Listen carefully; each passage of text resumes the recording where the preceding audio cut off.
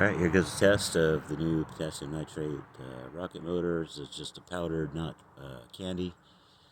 And it's a 13:7 ratio and about a 26-gram propellant charge with about a 3/16 nozzle that's bored down about halfway to 2/3 of the way through the propellant.